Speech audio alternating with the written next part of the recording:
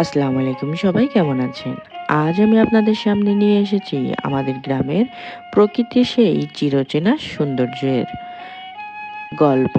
সেই গ্রামের প্রতি ভালোবাসা অনুভূতি যা শুধু সেই বুঝবে যার শৈশব কেটেছে আমাদের গ্রামের মাটিতে, গ্রামের বাতাসে। আসলে গ্রামের প্রকৃতির প্রেম কোনো কথাই বোঝানো যায় না।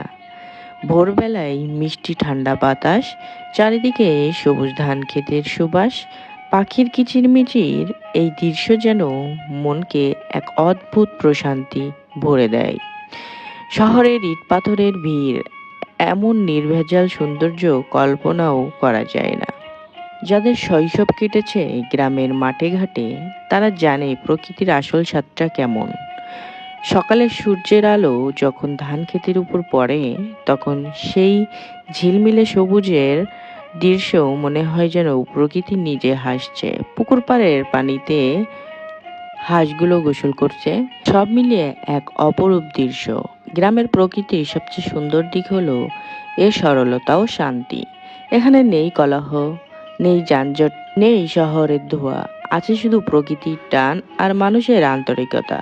গ্রামের মানুষগুলো প্রকৃতির মতোই সরল সহজ, মুখে হাসি আছে, মনে ভালোবাসা নিয়ে তারা জীবন কাটায়। আর সেই শৈশবের কথা মনে পড়লে মনটা কেমন জানি নরম হয়ে যায়।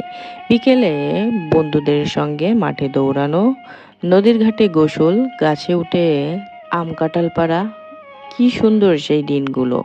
এখনো চোখ বন্ধ করলে মনে হয় যেন সেই দিনগুলো ঠিক সামনে দাঁড়িয়ে আছে।